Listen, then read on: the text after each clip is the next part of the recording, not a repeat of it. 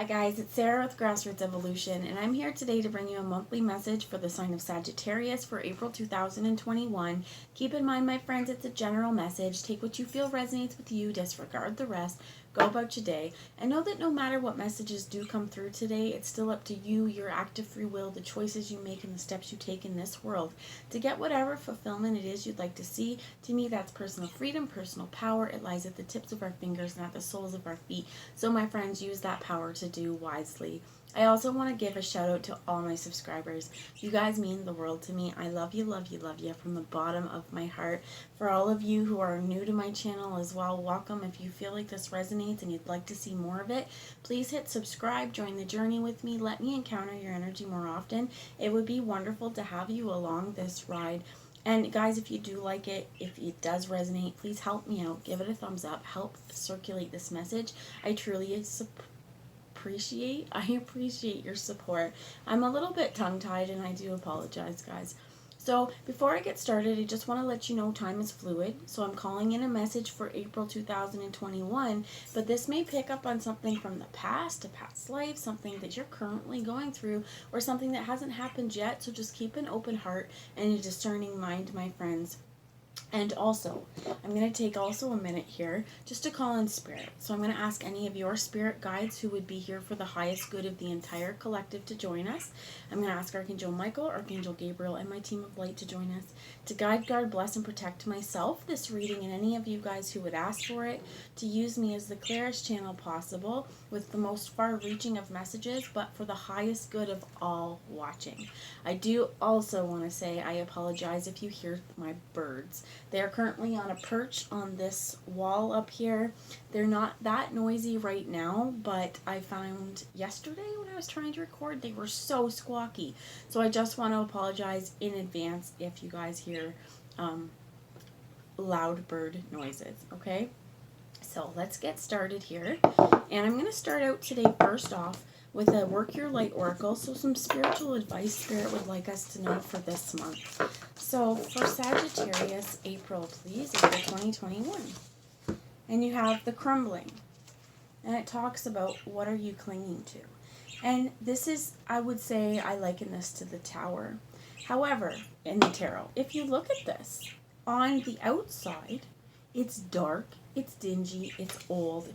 It doesn't have a whole lot of life. There's almost like ruins down here.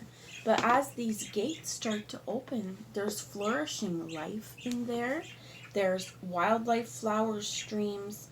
And I feel like it's important, an important reminder to remind us that sometimes we get stuck in routine, we get stuck in not wanting to change, and we're clinging very tightly to old outdated belief systems or life structures or things that are happening around us. We're clinging to these because we're a little bit afraid of change. And I think here's where Spirit's like, let it crumble. Let whatever is meant to fall out of your life go so that you can have more room for what's meant for you. And I'm not saying that that's easy at all, right? This is difficult stuff. Letting go is one of the hardest things, I think, as humans that we have to learn how to do.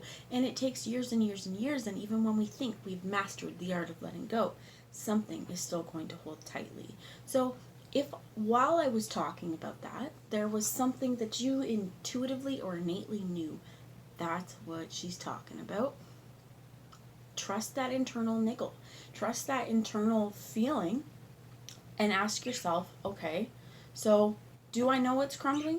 Why am I holding on so tight? Is it out of fear? And if it's out of fear, we need to really look at a few things. Is this a rational fear? Or is this my anxiety because I don't know what's happening next? I heard for some of you, this is a relationship. This could be a job. And especially right now in the current economy, I'm not saying jobs are scarce, but I live in Canada right now. A lot of people have lost their jobs because of COVID. And there are, still people working, obviously, but the amount of people laid off or the amount of people on EI or needing assistance right now is really great. So I can see where, we may be holding on to a job because we feel like they're in short supply right now. The resources are, you may not be sure when you're going to be able to get things, right? And if I'm fumbling here, but I'm also hearing this, like, if you quit your job, there may be a worry that you may not be able to get that support either because you quit. Okay, so if you are an essential worker and you have had to continue to go to work every single day, putting yourself in harm's way, in the line of, being around a lot of people, I commend you, because there's bravery in that. And it's funny as well. It's not funny, but a lot of the jobs that, society likes to call minimum wage because we don't get paid that much to do them. Funny how they're the essential jobs now, right? So I think there's a real importance on putting meaning to yourself as well, though. But we'll get into a bit more of that. So let's find out what else we have. So we have 2 more messages. The one that came out is get grounded. It says, empaths, highly sensitives, connect with nature. And this is really, really important, especially if we feel like the world is just tumbling around us. Things are spiraling out of our control, and we're holding tightly to that one last, strand of life or something, and our lifesaver. We're really trying to stay afloat here. It's important for us to get grounded, to realize as well, I heard that there's happenings around us and then there's perceived happenings. So where we may be afraid to let go of a job because we feel there's scarcity, we're actually creating that situation of scarcity around us. We need to get grounded so that we know that we're going to be protected. We're going to be provided for. There's my birds flying around. So getting grounded as well, because if you are empathic, if you are intuitive, you may actually be picking up on the stress from a lot of people around you as well. And within relationship, if there's a lot of crumbling that's happening, you being an ungrounded empath or sensitive person, you may actually be really inviting and calling that energy to you more than you would be if you've kind of grounded yourself and you are standing more clear in your autonomy. You have unbound, releasing soul patterns, contracts, and soul lives. Or soul past lives, sorry. And I feel like this is here with this crumbling. That it doesn't have to be a bad thing. It's not a negative thing. It's just that there are places and people that we've had contact with, that we've had a soul contract with, that they were meant to teach us a karmic lesson, and that lesson's over and it's time to move on. It's just time to move on. So for some of you, this crumbling is definitely a relationship. It's a job, right? So the contracts can be within jobs too, because we're meant to learn something. I heard the idea of a soul-sucking, life-sucking job. Okay, those ones where you get up in the morning and you have to force yourself to get out the door because, hey, girlfriend, boyfriend, we need to eat, we need a roof over our head, and the only way we can do that is to get our ass out the door and to go do this job that I friggin' hate. Here's where it's like, you know what, if you know that there's a crumbling, if you know that something is no longer meant for you, but you're clinging tightly to it, you are not able to bring in the better opportunity because your vision is still clouded in the day-to-day, and I have to do this.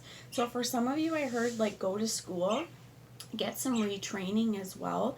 But I think too, this soul patterning as well could be where the crumbling is happening. There may actually not be any physical changes, but this could be more in our mental space and starting to realize that maybe I've held on to past outdated belief systems, thinking that they were for my highest good, but they're not anymore. And it's time really to stay grounded and to allow the change to come. We have transformation that came out. Things are changing at a cellular level. There is deep healing. And I feel like this is important because as we crumble, as we allow that stuff, these fallacies to drop, it's almost like a veil too. As we allow the veil of illusion to drop, our vision is so much clearer. We can see so much farther. And I think that that's where it's important. I heard is far reaching. You also have protection here. And it says, call back your power, cut the cords, soul retrieval. So I actually just want to do a quick little meditation with you guys. And this is something that you can do at any point. It's only going to take a few minutes. But I feel like because they're talking about the protection and the soul retrieval, if there is a spot when we're talking about this crumbling, if there is something that you know has kind of taken a piece of your soul, I want you guys to think about this with me And we're going to take 3 deep breaths in. We're going to breathe in love and light. And as we do this, I want you guys to also call back the pieces of your soul that you felt were damaged or kind of have been disembodied from you. We're going to call those pieces back whole. Okay, so we're going to ask any of the pieces of our soul that you may feel have left us at some point with whatever, I heard, relationship or whatever needs to crumble. We're going to call this back in. Okay, so if you'd like to join me, take your shoes off, spread your feet apart. If not, you can always just fast forward or just watch and see if you feel anything too. So take your shoes off, spread your toes apart, and imagine your feet going into the ground, kind of like tree roots. Close your eyes and take a deep breath in. And as you do this, I want you to breathe in love and light. And we're going to release anything out into the world with our breath that is negative or inauthentic to our being to be transmuted with love. This time I want you to breathe in, and while you breathe in this light, imagine a situation where you know has hurt you, where you know you feel like part of you was lost. And I want you to go and see yourself with this piece missing and give yourself a huge hug. Breathe out anything that's negative or that tells you that that person's not worthy of love. And with this breath now, we're going to breathe in and we're going to call back the pieces of our soul. And I want you to imagine them coming back into your heart space. We're going to call back these pieces of our soul to come back to us healed, to help us be a more embodied and whole version of ourselves. Breathing in. Asking this part of our soul to come back over our heart. Give yourself a hug. Tell yourself you love yourself. You are worthy of divine love. You are worthy of your own love. And we're going to breathe out anything that tells us otherwise out into the world to be transmuted with love. There's a lot of different soul retrieval methods you can use, but you definitely want to make sure that when you are calling yourself back, that you're doing it and you're calling it back to be healed, not the part of yourself that was either damaged or you feel broken or whatever it was that made that soul split happen. You want to call it back healed. So for me, calling it back to the heart center, because this is really important as well, and it will disperse throughout the day. I'm also hearing, just to remind you guys, that while you do this, you want to be gentle with yourself throughout the day. Get enough rest. Get some, keep yourself hydrated. You may even want to have a bath to just help, relax you as well.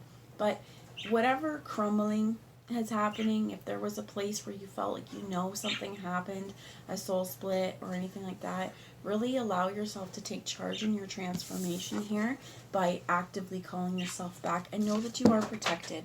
I threw that card, but you are protected, and it says cords are being cut. Well, one of the things you can do is actually envision cutting those cords. Imagine a situation that you've held a lot of trauma to. In your mind's eye, imagine that situation and your attachment to it, and cut those cords and wash it away. Ask Spirit to help cleanse the energy. I feel like it's important to tell you, you may have to do this more than once. But even in the tub too, water is a very big healer. So you could be in the shower imagining these cords cut. Also any plugs, if you feel like there's energy being leached from you, pull them out your back, because this is your spine. It's connected to your spiritual centers as well, right? So pull them out your spine, sew those holes up, imagine yourself being healed. And if there is people around you or a job situation that you feel drained from, cut the cords of attachment there as well.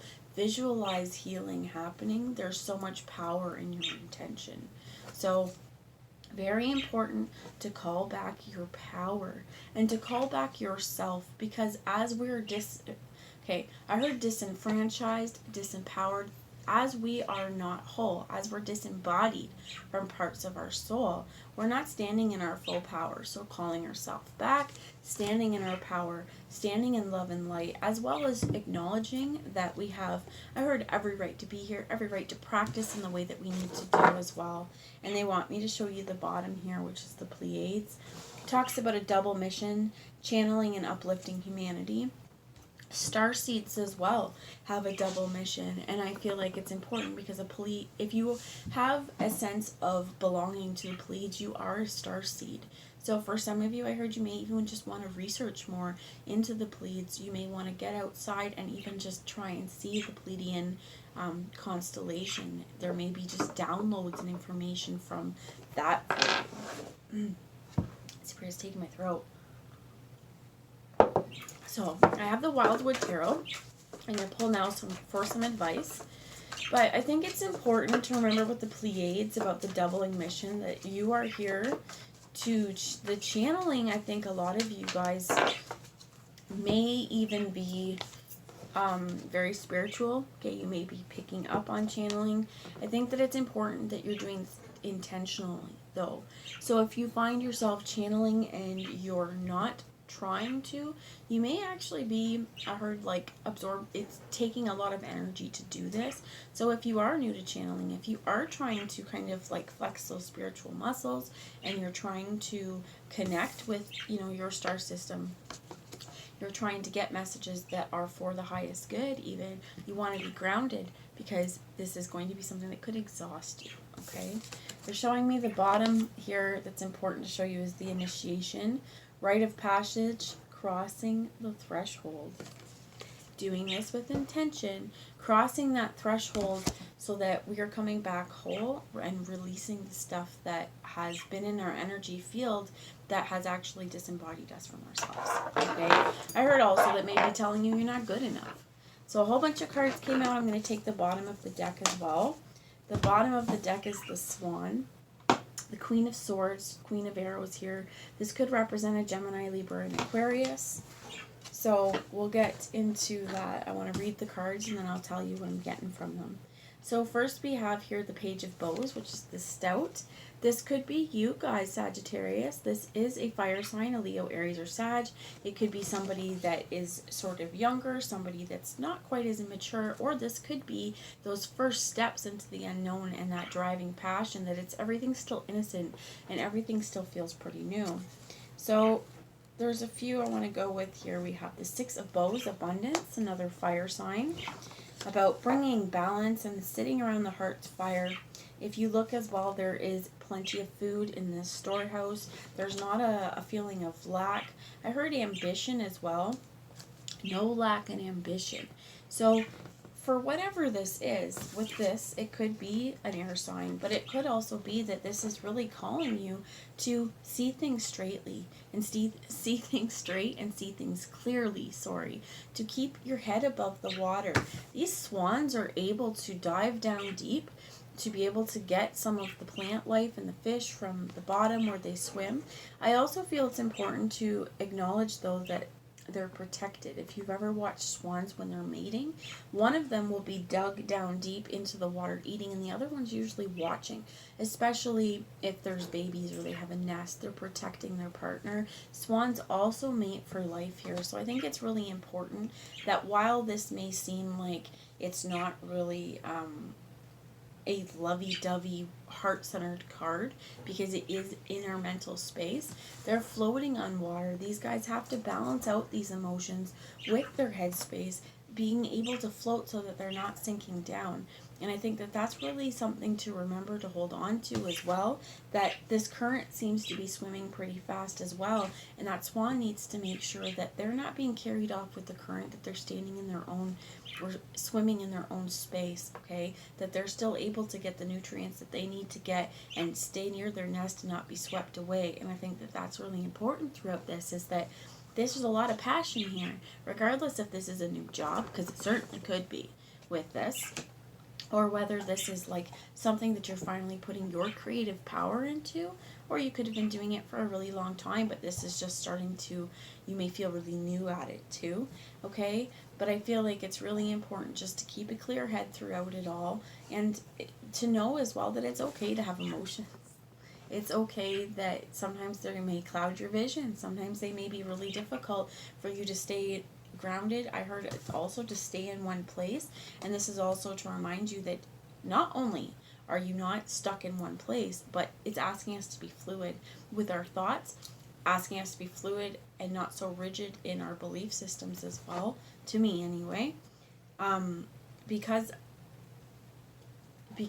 they're sitting here in such a moving, flowing water, it's almost like accepting the constancy of change. So we have the Ancestor that's come out, and this card has come out. I've done 3 readings for April. This card has come out in all 3 readings.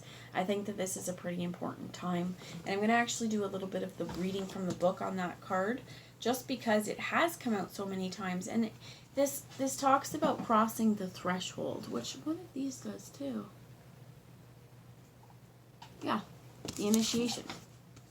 Crossing the threshold. What are you crossing the threshold to? A new life, perhaps, a new romance, a new relationship, a new job. But whatever the crumbling, whatever it's needed to stop, right? Whatever's needed to just kind of been released. We're at a point here now where it's up to you to say, am I going to face my fears? Am I going to walk through those trees? Am I going to walk into those woods and face the unknown? There's a lot of primal ancestral energy here, and it's probably because I picked the Wildwood. I love this deck.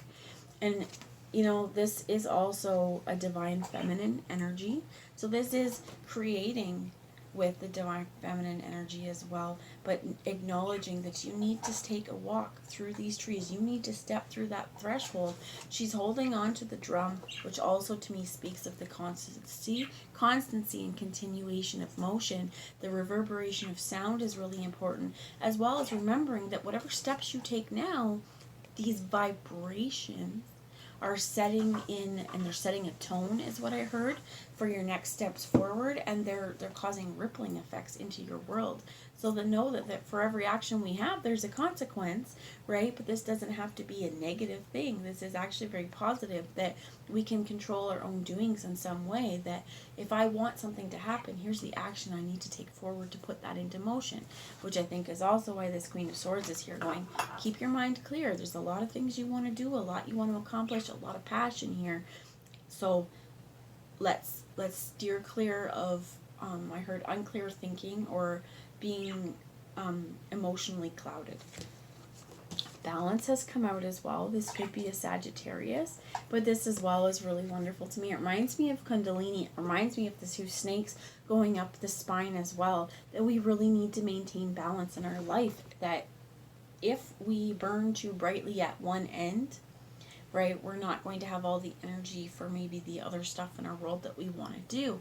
And we should have well-rounded, full lives. So if we're spending all of our time busting our ass working, or if we're spending all of our time playing video games and eating shit on the couch, right, what happens is we're totally out of balance. We want to have some times where we're going to work our butt off, and we're going to spend time with our kids, or spend time with our friends, go to a baseball game, I heard, or, you know, go play some baseball. We may play some video games, we may munch out on the couch, we may watch a movie, but we're doing everything in balance. We're taking care of ourselves. Is this the same thing about, you know, eating healthy? For some of you guys with this crumbling, it could be eating habits and the way that we take care of ourselves. We've given ourselves an excuse that it's COVID, you know, I'm going to eat my feelings, or it's COVID and I don't know how to deal with my stress. There's a lot of ways I could, but this way's better.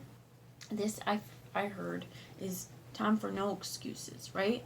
We've called back those parts of our soul that are meant to be here for us now.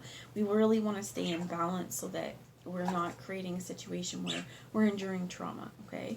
And 2, your body. When you are stressed to the max, when you're overstretched, your body is not, your immune system isn't as high as it could be, okay? For some of you, what I heard is stress formula vitamins. I'm not sure of the brand, but when I was in university, my mom sent me with these things, and I didn't get sick the whole time, the whole 1 year I took them, and it was really great. I've struggled with energy and sleep my whole life. I know I'm a Gemini, and I know that I think myself grounding is difficult. It's something that I need to really actively remind myself to do too, to stay grounded, because my head can be all up in the ethers as well here, and it is exhausting. So I think Spirit's in here going, stay in balance. Stay the course that you'd like to see, but stay balanced, get grounded. For some of you, I heard earthing too. Get outside. It's beautiful where I live right now. It's still a little bit wet, but the other day I was able to take my shoes off and just kind of put my feet on the moss by a tree, and it felt so good. So for some of you, I think that it would be really, really great to do that as well. So we have the seer here, which is also about using those other senses, not just your eyes. Listening to spirit, knowing without knowing. The high priestess energy as well, connecting with your divine feminine energy. And we have the Nine of Stones, speaking about tradition. And in this particular tradition, he is traditionally calling down messages from the ancestors to him. For some of you, I heard this could be marriage, and for some of you, this whatever's crumbling could be the marriage, or it could be that there's something new that is really going to hold a lot of weight in your life. The Nine of Stones also in things can be like you're self-made, you're self-taught, you have what you need. And this guy, he's not lacking, right? There's not a sense of lack from this I almost said video, but from this card. So the Ancestor, number 5, let's find out.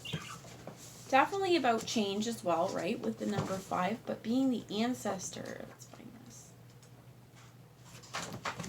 I'm going to hold the card up for you. It says, it's placed at the nexus point between the passing winter and the coming spring. The Ancestor stands at Imbolc, which falls on February 1st. She is associated with the new moon and the elements of air and earth. The antlered figure of the Ancestor is clad in reindeer skins and evergreen leaves and stands at the gateway of the wildwood. Framed by silver birch trees colored the bone white of winter, these trees grew during the Ice Age and one of the first to regenerate in the spring. The reindeer once roamed vast tracts of forest, the true ancestors of our post-Ice Age oak woodlands, and it is known that they used the same trackways through the landscape. Thus, Ice Age hunters would follow their paths year upon year, hunting their major source of food, marking time by their regular and predictable migration. When reindeer retreated north with the melting ice, the white hart, glimpsed in the forest, replaced their older mythology. So it says the ancestors' tracks also lead to the wildwood. The morning is clear and frosty, with the glimmer of dawn shimmering on the horizon, where the new moon hangs with the morning star, representing a new day and a reawakened soul. I actually think that this is really on point, as well as with the soul retrieval, that walking through there, we're newly opening up our soul. We're waking it back up. We're bringing parts back to us that have been missing for a while. So with this, it says, the Ancestor greets you as you walk up the path that leads to the forest. She is a creature of myth, half animal, half human, but carries the wand of wisdom and the drum that summons all who can hear to gather and watch the sunrise. The Ancestor is blessed by the land and by the divine knowledge that flows from the stars. Her coat is of white winter fur and evergreen leaves. There's importance here of the silver birch, too. It marks the new beginning of a commitment and a point from which you cannot turn back. The trees act as a reminder to follow the path you know you are on a journey with, a beginning and an end. The path is marked with the tracks that lead you onward. The new moon signifies both an end and a beginning, as Venus, the bright star, morning star, shows the new dawn of hope. So it says also that this ancestor is linked to the part of our soul that is most ancient and most closely related to the archetypes that represent nature. So the reading points here are, you have made the leap and started a new cycle. Your instinctive spirit has felt it necessary to lead you to the pathway and a new path. You have been reluctant or concerned at first, but whether you realize it or not, a shift has occurred. You may feel wary of the unknown denizens that await you in the forest, but the ancient ancestor within you will guide you and reassure you you are As you relearn and greet new experiences on your path, trust your inner voice. And this is really important. Trust that inner voice. I felt at the beginning you already knew what was crumbling. You already knew what needed to be released. So trust that. So I'm going to bring you one last message going forward on what energy would help you to trust this new path. And this is from the Earth Magic Oracle. And we get perspective. And they want me to show you the bottom, which is about dream time and creation. I think it's really important as well for some of you definitely to be meditating, to use this seer energy to call, I heard, on your mythic fire or your mystic fire, to use that seer ability to move you and push you forward, to help you to walk through this threshold into a new way of being in a much more whole, combined person is what I heard, but your soul being more full, right? Our perspective changes over the years, and the thing that happens here too is that we may have thought one way at a certain time about a situation or a person because of where we were at the time. Things have shaped us, right? But we may have been shaped differently since then, and we can change perspectives. And I think that's really important here, that you need to look at things in a different way. If you're feeling stuck as well, remember that we don't need to be in the same place all the time, and use your dreams, use your meditation to create something. You don't have to live a life other people have dictated for you. You can create that yourself, my friends. You can create the world you'd like to see, and I heard the possibilities are endless. Also with this Milky Way, to me this is, remember that this world, this universe is so much bigger than you and I. There's so much more than our day-to-day happening, and that's actually kind of comforting to know in this grand scheme of things that our lives and our places here, they're actually pretty small. And on a minute, micro level, why not make the best of it and live it just for you in the way that you need to do?